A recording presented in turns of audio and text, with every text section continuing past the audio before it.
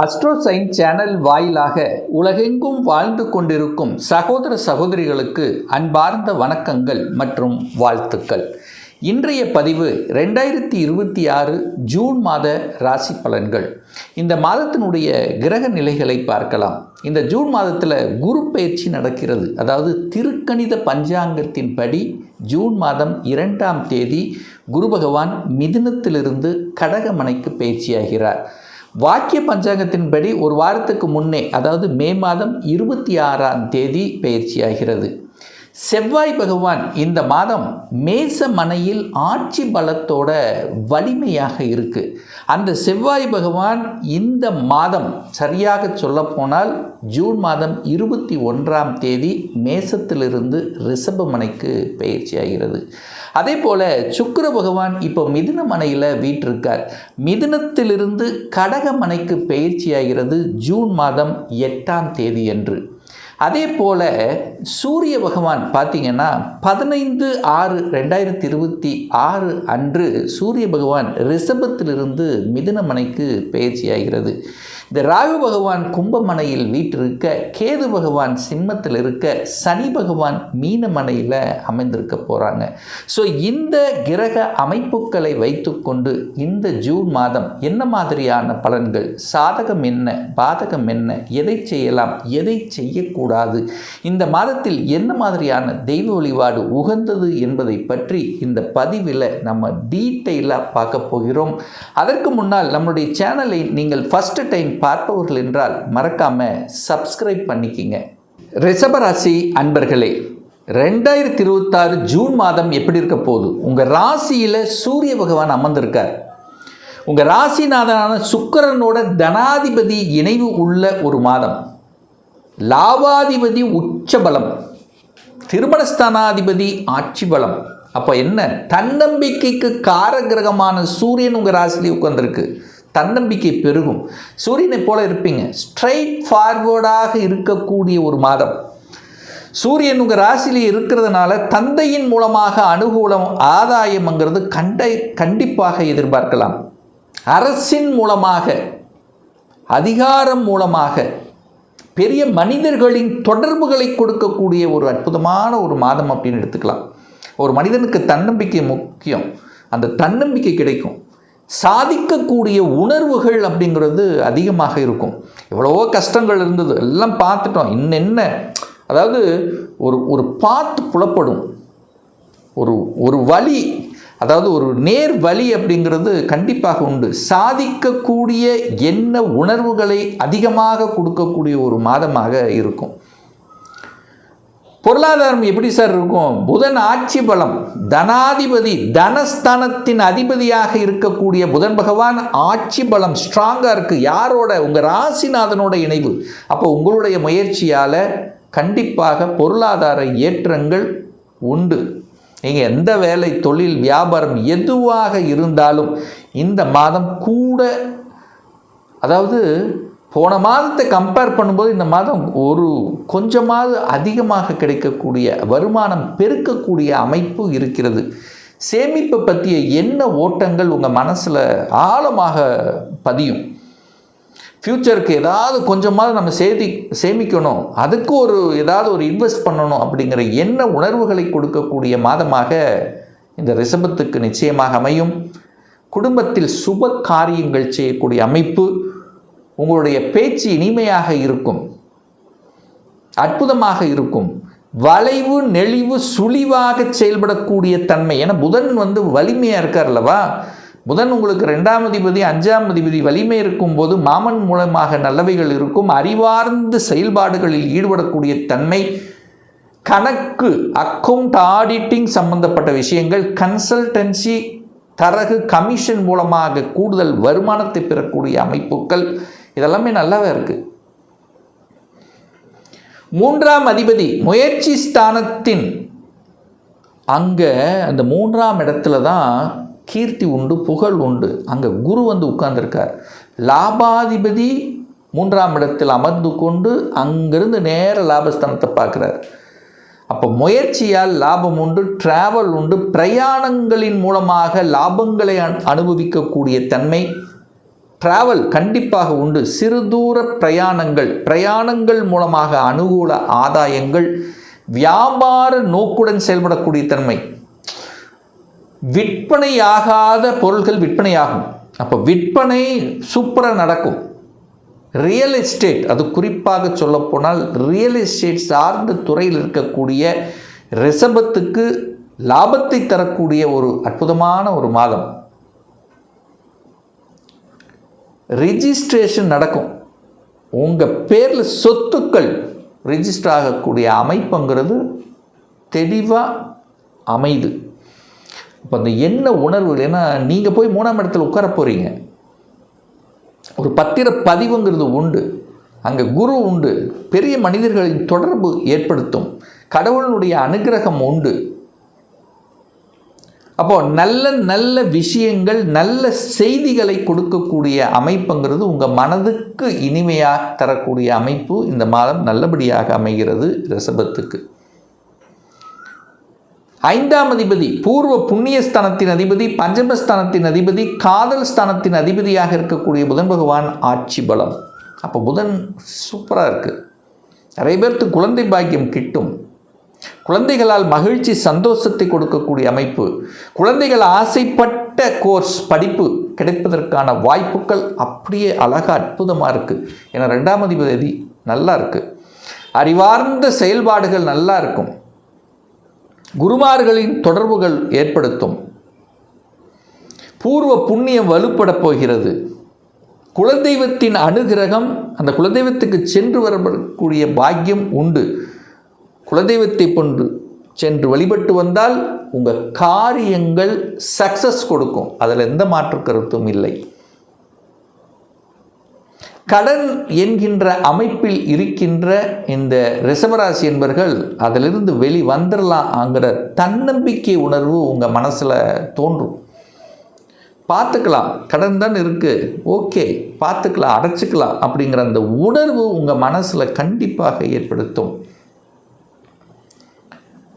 திருமணம் சுப காரியங்கள் தங்கு தடையில்லாமல் நடக்கக்கூடிய ஒரு மாதமாக அமையும். ஏன்னா குரு லாபாதிபதி உச்சமாக அமர்ந்து கொண்டு 5ஆம் பார்வையாக 7ஆம் இடத்தை பார்க்குறார். அப்போது நிறைய வலிகளை கொடுத்து, நிறைய வேதனைகளை கொடுத்து, திருமணம் நடக்கலை, திருமணம் தடைபட்டு கொண்டே இருக்கிறது என்று வருத்தப்பட்டு கொண்டிருக்கக்கூடிய அத்தனை ரிஷபத்துக்கும் இனி திருமண தடை என்பது இல்லை. திருமணம் டக்குன்னு நடக்கும். இந்த ஜூன் மாதம் இந்த குரு பயிற்சிக்கு அப்புறம் 7ஆம் இடத்தை குரு பார்க்கறதுனால நிச்சயமாக திருமண வாய்ப்புகள் உங்களுக்கு கிடைக்கும். ஏற்கனவே திருமணம் பார்த்துட்டு போய் ஒரு ரிசல்ட் கொடுக்காமல் ஒரு 2-3 மாதங்கள் தள்ளி போயிருந்தவர்களுக்கெல்லாம் இனி அந்த தடையெல்லாம் விலகப் போகிறது. அப்போ திருமண பந்தத்துக்குள்ளே என்ட்ரி ஆவதற்குண்டான அமைப்புகளை இந்த ஜூன் மாதம் நிச்சயமாக ஏற்படுத்தும் இந்த ரிஷபராசி அன்பர்களுக்கு. குரு பகவான் 8க்குரியவன் ஆயிட்டே, ரிஷபத்துக்கு நல்லவன் இல்லையே, ஏதாவது கெடுதல் செய்யக்கூடியவன் தான் குரு பகவான். ஆனால் குரு இப்போ உச்சமாக இருக்கார். 8க்குரியவன் தனக்கு 8ல் போய் உட்கார்ந்துருக்கார். வலிக்கே வலி கொடுக்கக்கூடிய அமைப்பு. அப்போ எத்தனை வலி கொடுத்து கொண்டிருந்த விஷயங்கள் அதிலிருந்து விடுதலை பெறக்கூடிய அமைப்புகளை இப்போ நிச்சயமாக ரிஷபத்துக்கு உருவாக்கும்.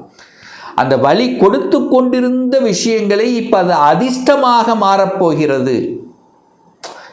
ஒரு இடத்தில் ஒரு வேலையை செய்யக்கூடிய இடத்துல ஒரு வலியை கொடுத்து கொண்டிருந்த உங்களுக்கு இப்போ அந்த இடமே உங்களுக்கு அதிர்ஷ்டமாக மாறப்போகிறது. திடீர் ப்ரமோஷன் கிடைக்கலாம், உயர் பதவிகள் அடையக்கூடிய அமைப்புகள். அதிர்ஷ்டம் 8ஆம் இடம் என்பது வலி வேதனையை சொல்லக்கூடிய ஒரு இடம் என்று சொன்னாலும் அதிர்ஷ்டத்தை குறிக்கக்கூடிய இடமும் அந்த 8ஆம் இடம்தான். அப்போ 8க்குரியவன் உச்சமாக இருக்கும்போது கண்டிப்பாக ஒரு அதிர்ஷ்டத்தை நீங்கள் அனுபவிக்கக்கூடிய அமைப்பு வந்து விட்டது. அப்போ கிடைக்கல, போன மாதம் கிடைக்கல, அதுக்கு முன்ன மாதம் கிடைக்கல, எனக்கு வர வேண்டிய ஒரு ப்ரமோஷன் கிடைக்கல, ஸோ இப்படியெல்லாம் சொல்லி கொண்டிருந்தவர்களுக்கெல்லாம் இந்த மாதம் ப்ரமோஷன் கிடைக்கக்கூடிய வாய்ப்புகள் சந்தர்ப்பங்கள் மிகுதியாக இருக்கிறது. சார் எப்படி சார் சொல்கிறீங்க? 10ஆம் அதிபதி யார்? சனி பகவான். உங்களுக்கு பாக்கியத்தை தரக்கூடியவர் யார்? சனி பகவான். அப்போ 9க்கும் 10க்குரியவன். பாக்கியத்தை கொடுக்கக்கூடியவன், தொழில் ஸ்தானத்தின் அதிபதியாக இருக்கக்கூடிய சனி பகவான் உங்களுக்கு யோகக்காரகன். அந்த யோகக்காரகன் லாபஸ்தானத்தில் அமர்ந்திருக்கிறார். அப்போ 11ஆம் இடத்தில் இருக்கக்கூடிய சனி பகவானை குரு பகவான் பார்க்கிறார், ஒரு நல்லவன் பார்க்கிறார். அப்போ பிரபஞ்சம் பார்த்து கொண்டிருக்கிறது. இந்த காலகட்டத்தில் டக்குன்னு ஒரு ப்ரமோஷன், டக்குன்னு ஒரு வளர்ச்சி, வேலை இல்லாதவர்களுக்கு வேலை கிடைச்சிடும். அப்போ முன்னேற்றத்தை கொடுக்கக்கூடிய அமைப்புங்கிறது உண்டு, யோகத்தை செயல்படக்கூடிய அமைப்புங்கிறது உண்டு. ஏன்னா இந்த சனி குரு காம்பினேஷன் வந்தாலே பொருளாதார மேம்பாடு, அடுத்த வளர்ச்சி, தொழில் வளர்ச்சி, வேலை வளர்ச்சி கண்டிப்பாக உண்டு. ஏன்னா காலச்சக்கரத்தின் 9ஆம் அதிபதியான குரு பகவான், 10ஆம் அதிபதியான சனி, அந்த 2 கனெக்ட் ஆகுது. அந்த 2 கனெக்ட் ஆகும்போதே தொழில் ரீதியில், வேலை ரீதியில், உத்தியோக ரீதியில், வியாபார ரீதியில் இருந்து வந்த சங்கடங்கள் விலகப் போகிறது, நல்லவைகள் நடக்க ஆரம்பிக்கிறது அப்படிங்கிறத இந்த இடத்துல நம்ம ஸ்ட்ராங்காக சொல்லலாம். அதுவும் செவ்வாய் வலுப்பெறுகிறது. அப்போ இடம், நிலம், வீடு, வண்டி, வாகனம் இதெல்லாம் வாங்குவதற்கு எந்த தடையும் இல்லை இந்த ரிஷபராசி அன்பர்களுக்கு. அதுவும் கிருத்திகை நட்சத்திரத்தில் பிறந்த ரிஷபராசி அன்பர்களுக்கு இந்த மாதம் பாருங்க, ஒரு சாதிக்கக்கூடிய ஒரு மாதமாக இருக்கும். ஒரு தன்னம்பிக்கை கொடுக்கும். அரசின் மூலமாக அனுகூலம், ஆதாயம், அரசு வழி, அரசு சார்ந்த விஷயத்தில், அரசு எக்ஸாம் சம்பந்தப்பட்ட விஷயத்தில் நல்ல செய்திகளை கொடுக்கக்கூடிய ஒரு மாதமாக இந்த கிருத்திகை நட்சத்திரத்தில் பிறந்தவர்களுக்கு இருக்கும். அப்போ உங்களுடைய வழிபாடு எப்படின்னா, சிவன் கோயிலில் ஞாயிற்றுக்கிழமை தோறும் ஒரு அரசு வேலை கிடைக்கணும், அரசாங்க என்ட்ரி ஆகும்னா ஞாயிற்றுக்கிழமை தோறும் சிவன் கோயில் இருக்கக்கூடிய ஈஸ்வர பகவானை வழிபடு வருவது இந்த மாதம் சிறப்பை ஏற்படுத்தி கொடுக்கும். ரோகிணி நட்சத்திரத்தில் பிறந்த ரிஷபராசி அன்பர்களுக்கு பார்த்தீங்கன்னா, தாயின் மூலமாக நல்லவைகள் நடக்க காத்து கொண்டிருக்கிறது. முயற்சிகள் பலிதமாக போகிறது. தொட்டது துளங்கக்கூடிய அமைப்பு, மன ரீதியில் இருந்து வந்த சங்கடங்கள் விலகக்கூடிய அமைப்புங்கிறது இந்த மாதம் உண்டு. ஒரு நல்ல பரிகாரம் அப்படின்னா, உணவு தானங்களை நீங்கள் கொடுக்க மனதில் இருந்து வந்த சங்கடங்கள், மனக்குழப்பங்கள் கண்டிப்பாக நீங்கும். இந்த ரோகிணி நட்சத்திரத்தில் பிறந்தவர்கள்.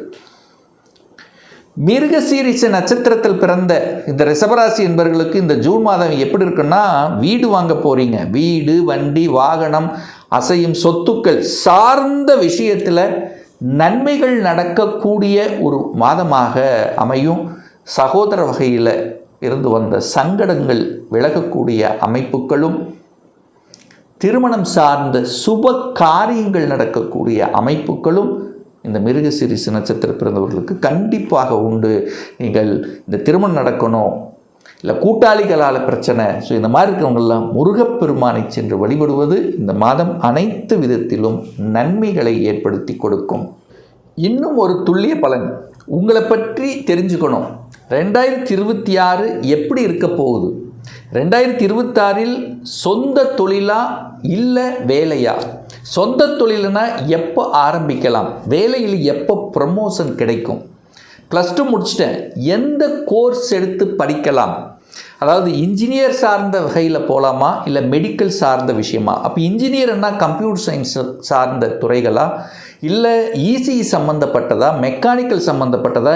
எந்த துறை நம்ம எடுத்து படித்தா நம்மளுடைய ஃப்யூச்சர் நன்றாக இருக்கும்? எப்போ இந்த 2026இல் திருமணம் நடக்கும்? எப்போ நான் வீடு கட்டுவேன்? எப்போ குழந்தை பாக்கியம் கிடைக்கும்? இது போன்ற கேள்விகளுக்கு துல்லியமான பதிலை நம்மால் கூற முடியும். ஒரு பர்சனல் கன்சல்டேஷன் எடுத்துக்கணும், ஒரு சுய ஜாதகம் பார்க்கணும் என்று விருப்பப்படக்கூடிய அன்பர்கள் டிஸ்பிளே தெரியக்கூடிய நம்பருக்கு வாட்ஸ்அப் மூலியமாகவோ ஃபோன் கால் மூலியமாகவோ தொடர்பு கொண்டு அப்பாயின்மெண்ட் பெற்றுக்கொண்டு நேரடியாகவோ அல்லது ஆன்லைன் மூலமாகவோ கன்சல்டேஷன் எடுத்துக்கலாம். நம்மளுடைய அலுவலகம் கோயம்புத்தூரில் அமைந்துள்ளது. அதாவது கோயம்புத்தூரிலிருந்து மேட்டுப்பாளையம் செல்லும் வழியில் வெள்ளக்கிணர் பிரிவு அன்னபூர்ணா ஹோட்டலுக்கு அருகாமையில் அமைந்துள்ளது. பிரியர் அப்பாயின்மெண்ட் பெற்றுக்கொண்டு நேரடியாக கன்சல்டேஷன் எடுத்துக்கலாம். நிச்சயமாக இந்த பதிவு ஏதாவது ஒரு ரூபத்தில் உங்களுக்கு யூஸ்ஃபுல்லாக இருக்குங்கிறதுல எந்தவித மாற்று கருத்தும் கிடையாது. இந்த ராசி நட்சத்திர நேயர்கள் அனைவரும் வாழ்க வளர்க வளம் பெறுக என்று எனது வாழ்த்தினை தெரிவித்துக் கொண்டு விடைபெறுகிறேன். நன்றி, வணக்கம், வாழ்த்துக்கள்.